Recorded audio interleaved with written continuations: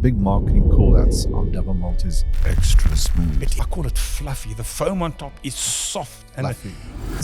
that's not a word that we would ever use, but it jolts my memory as to where Right. we're going with this thing. The way our brains are made up, when you smell something that is going to be satisfying, like bread, you tend to slow down your expectation of being able to glug it. But lager, nobody comes to SCB and says, "Oh, I don't think we can allow them to make our lager." That's never going to be part of the conversation. Never ever. Because we are experts.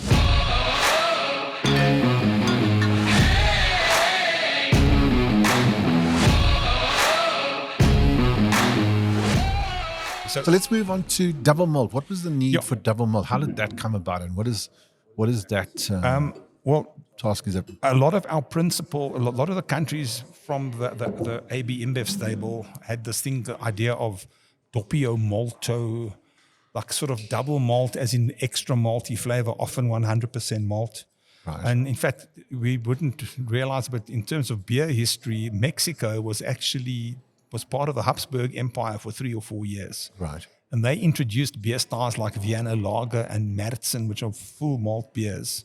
But there's some exceptional beers still in Mexico that make beers that way. Right. And so we decided let's use the Castle stable and with a bit of gravitas and power, and let's make our own version of double malt, but let's define what double malt means for us. So we have a situation here where we have a successful dryland barley growing area in the southwestern Cape, which means that we wait for rain to do the job. Right. And up here, closer to Johannesburg on the Vaal and on the Orange River, and a little bit further down, we got barley growing under irrigation. So all the irrigation barley comes up to Alrode, which is local, to be malted. Right. And all the Cape Town stuff and environs goes to Caledon. Oh, Caledon. So we said, well, we make the same grade of pale malt. So let's blend the two deliberately, again, in the same vein as homegrown, 100% homegrown. So double malt's idea is it's 100% malt. So it would qualify for the German Reinheitsgebot if we believe that to be the big deal. We don't Right. claim it because it's not important to us, but we could, I'm sure. And so at 4.8%, it'll have slightly more malt than Castle, because Castle's 5%, but 70% of Castle's 5 spades is malt, and the other 30% is maltose from a maize extract.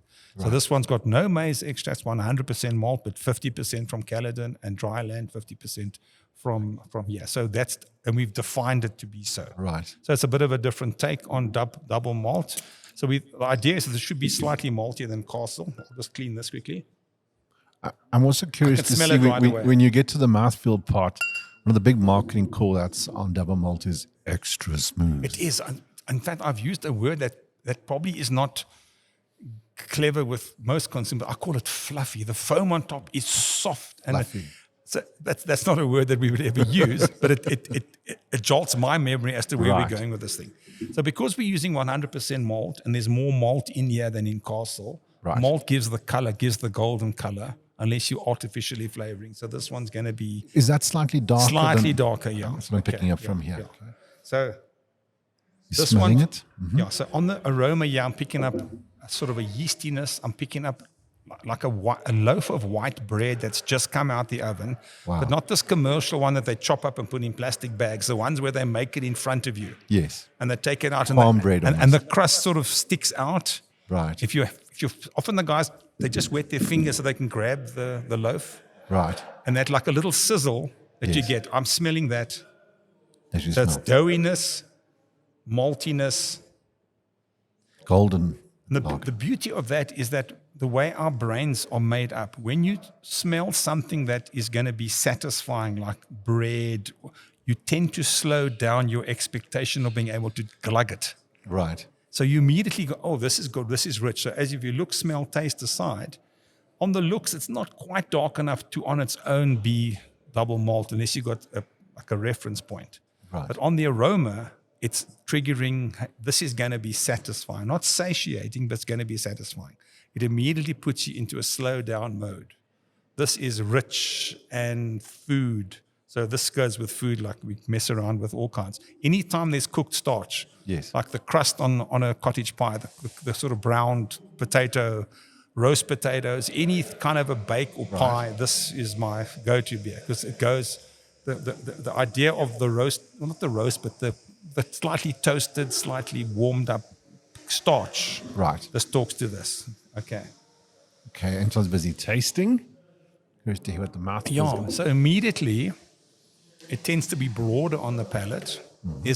It's not a heavy beer, but it's very complex. So there's also the idea that you don't have to have heaviness is not always complexity, and lightness doesn't mean that there's no complexity. So there's quite a bit of complexity. And as I swallow this beer now, Castle Lager, I could feel an afterbitter, but there was nothing left on the palate. This one is a little bit of an afterbitter, but I can taste the beer on my palate as I'm talking to you.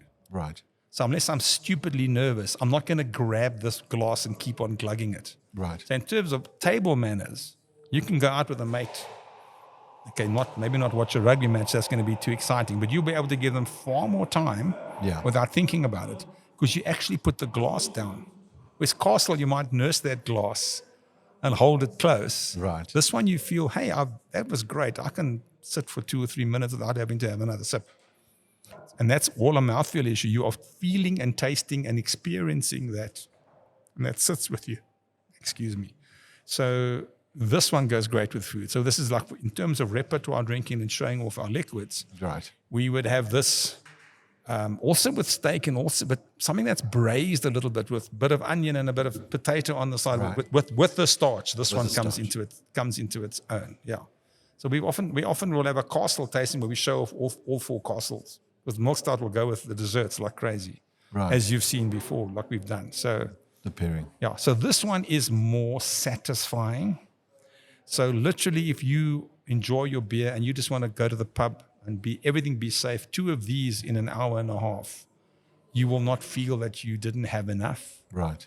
even if you were thirsty. And it's a great beer. I mean, I think we took great strides. I was nowhere involved in the formulation or the idea with this. Right. But whoever thought it up, it's a great Kudos to idea. them. And then SAB is great at executing, especially lager innovations. We're great at executing that stuff. That's our game. I mean, we've done lots of work for lots of brewers and sorting out lager. Nobody comes to SAB and says, oh, I don't think we can allow them to make our lager. That's never going to be part of the conversation. Never ever. Because we are experts at this. Performs very well. Cheers.